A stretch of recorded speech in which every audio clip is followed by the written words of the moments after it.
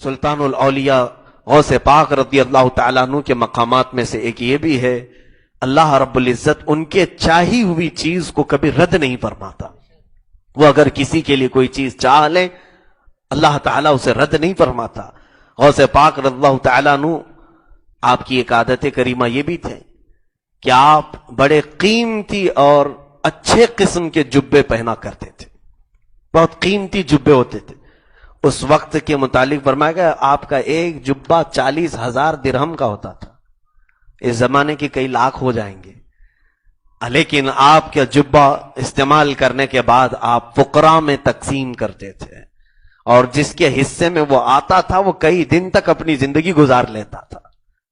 آپ کو اللہ تعالیٰ نے جو مقام دیا ہے اس مقام کے اعتبار سے پہننا ان کو زیب دیتا ہے، پہن سکتے ہیں. لیکن ظاہر سی بات ہے جس کے پاس قیمتی چیز ہے اس پر نظر بھی تو ہوتی ہے. ایک مرتبہ آپ کے دولت خانے پر دوپہر کا وقت ہے، آپ آرام فرما ہیں، آپ کا جبہ چوری کرنے کے لیے ایک چور داخل ہو گیا، اندر آ گیا. آپ محو خواب ہیں، آنکھیں بند کیے ہوئے. چور ہلکے قدموں سے اندر داخل ہوا اور دروازے کی اوٹ پر آپ کا جبہ لگا ہوا تھا. وہ اٹھانا ہی چاہ رہا تھا کہ اچانک دروازے پر کسی کے آنے کی خبر ہو گئی، کسی کے قدموں کی آہٹ آ گئی. جلدی سے یہ دروازے کے پیچھے چھپ گیا، کوئی تو آ رہا ہے. آنے والا اندر آیا، زور سے اس نے سلام کیا، السلام علیکم یا شیخ عبد القادر جیلانی. آپ آنکھ کھولتے ہیں اور کہتے ہیں وعلیکم السلام، آپ پر بھی سلامتی ہو. آنے والے کون تھے؟ وہ حضرت خضر علیہ السلام تھے، سیدنا خضر علیہ السلام. اور ان کی ڈیوٹی کیا ہے؟ جہاں جس جگہ پر بھی پوری کائنات میں آپ کو یہ ہو سکتا ہے خبر نہ ہو، معلوم نہ ہو، آج بھی اللہ کے اولیاء زندہ ہیں. اور یہ حدیث پاک میں ہے اگر سارے اولیاء زمین سے چلے جائیں تو زمین سے سبزہ اگنا بھی بند ہو جائے گا، زمین سے سبزہ اگنا بند ہو جائے گا. آپ بھی زمین سبزے اگاتی ہے، اس کا مطلب ہے اولیاء ہیں. جب بھی کسی قطب کا انتقال ہوتا ہے حضرت خضر علیہ السلام اس قطب کی جگہ کسی دوسرے کو قطب وہاں پر متعین کرتے ہیں. ڈیوٹی متعین ہوتی، ہر علاقے میں ایک قطب ہوتے ہیں. وہ اولیاء کاملین کا ایک مقام ہے قطبیت کا.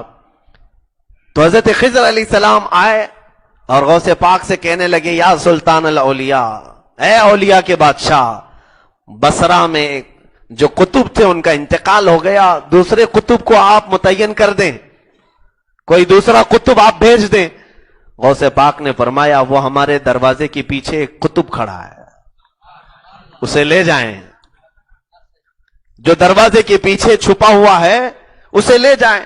حضرت خضر علیہ السلام نے دروازے کے پیچھے دیکھا تو یہ شخص جو چوری کرنے کے لیے گئے تھے اب ان کی گھگی بن گئی، بالکل کپ کپی تاری ہو گئی. یہ کیا میرے ساتھ مذاق ہو رہا ہے؟ میں پکڑا گیا، اب میرے ساتھ کیا ہوگا؟ حضرت خضر علیہ السلام اس کا ہاتھ پکڑ کر کے باہر لاتے ہیں. وہ جبہ چھپایا ہی ہے، ابھی غوث پاک کا جو جبہ چرایا تھا وہ بغل میں چھپایا ہی ہے، ابھی بھی رکھا ہے.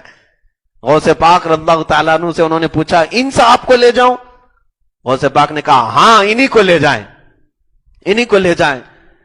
وہ رونے لگ گیا اور کہا کہ سلطان الاولیاء مجھے معاف کر دے، میں غلط نیت سے آپ کے گھر داخل ہوا تھا، میں غلط نیت سے آپ کے گھر داخل ہوا تھا، مجھے معاف کر دیں. غوث پاک رضی اللہ تعالیٰ عنہ نے فرمایا اللہ کا کوئی ولی مذاق نہیں کرتا، میں جو کہہ رہا ہوں وہ حق ہے.